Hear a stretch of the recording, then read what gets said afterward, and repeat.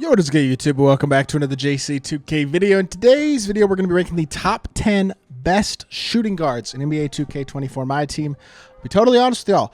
I'm doing these ranking lists starting them pretty early. They're not deep yet. And if I'm not including gems of the game cards, which I'm not because of how rare they are, these lists are a little sketchy at times. And I think this is one of those ones where it's just not quite as deep as I was thinking it might be. But the shooting guard position isn't exceedingly deep right now. So there are a couple of cards for the end of this list that aren't great. With that being said, the list will continue to get better, obviously, throughout the year and get stronger, I would assume, in the near future as we get more content, because we've really only had the one content drop so far. So before we hop in, if you haven't already, make sure you hit that subscribe button. Help me push towards the 30,000 subscriber mark on the channel. I upload every single day. Tons of consistent daily My Team content. Would really appreciate it if y'all do subscribe. And without further ado, let's hop right into it. So at the number 10 spot at the shooting guard position, this card is not all that good. I would probably not recommend using him, but we kind of had to fill out the lineup with a couple of guys. And Franz Wagner is going to be number 10. Now, I understand stat and badge wise, he is not good. I get it, but he's 6'10".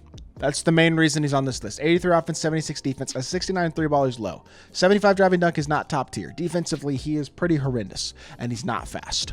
He's just tall and has a smooth release. That's it.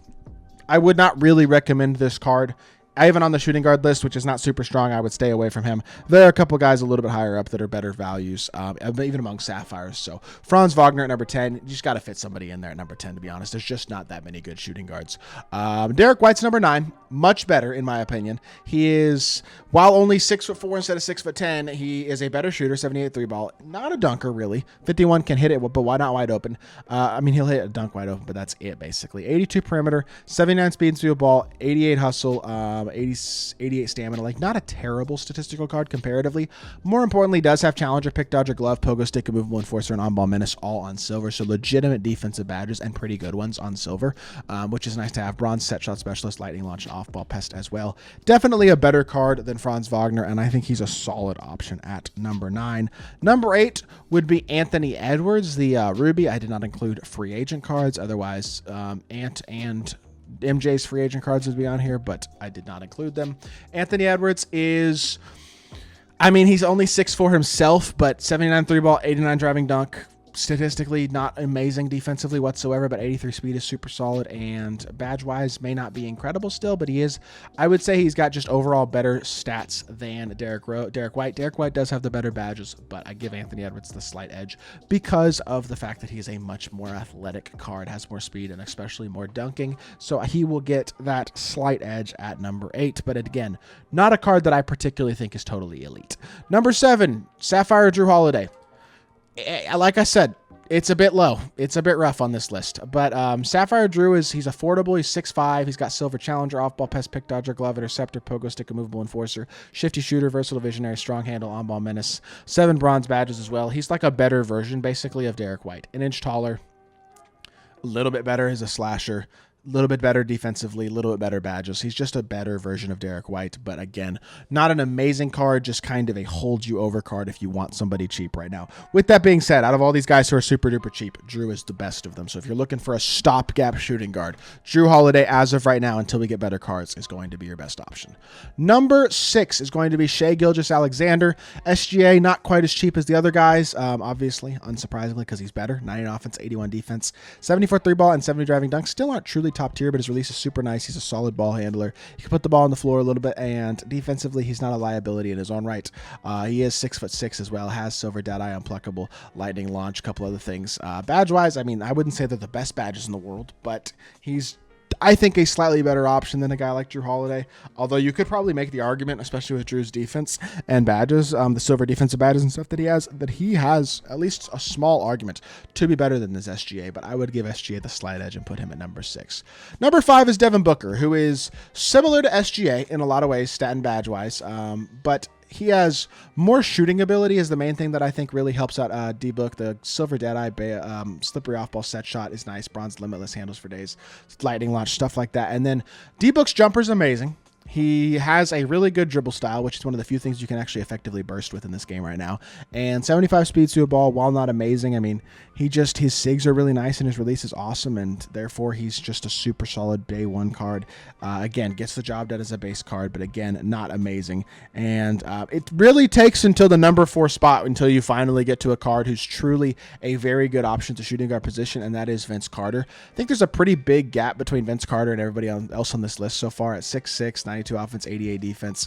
Can shoot the 3, 87 3 ball. Can dunk, 90 driving dunk, 86 ball handle as well. Not a bad defender with an 80 perimeter and a 90 speed, 85 speed of ball, 85 agility. He is pretty much leaps and bounds better than everybody else we've looked at so far, even in terms of his badges, just more complete and better all the way around. It's not even particularly close. Like I said, there's not much depth to the shooting guard position whatsoever right now in my team, and Vince is kind of head and shoulders over everybody else we've looked at. Outside of that, we got 3 more guys, one of them being ML Carr at number 3, elite defender. Relatively affordable for a diamond anyway, with about 50, 60K. Off-ball pass and on-ball menace. He is just an exceptional defender. Can guard on the perimeter interior as well with post lockdown, immovable enforcer, paint patroller, and his release is super smooth. He's a solid dunker. He's an elite 3-and-D card is basically what he is, but he's really, really good, especially on the defensive end of the court. And he's pretty easily number 3 in my mind. Number 2 is pretty easily Rajah Bell. Again, he's just ML card, but better. Better release, much better shooting badges. Better overall badges in general. I would say ML maybe gets the slight edge defensively, but not by a significant, huge margin.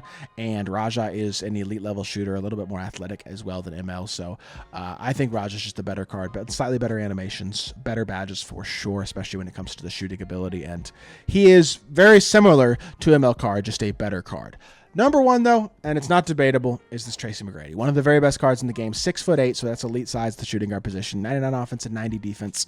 A 95 mid-range, 94 3-ball, 97 driving dunk, 90 ball handle. Solid defender as well. 91 speed, 86 field ball, 87 agility, 98 vert, 98 stamina. Like, nasty card. 4 officer, posterizer, deadeye, limitless range, and shifty shooter. Now, in terms of the badges, I did add gold on-ball menace to him. He does not have on-ball menace at all as a base card, but with that being said, is still a phenomenal card at the shooting guard position. His release is top tier. His slashing is truly top tier. His defense even is really, really great at this point in the year. And if you add a couple badges to him, it's going to be even better.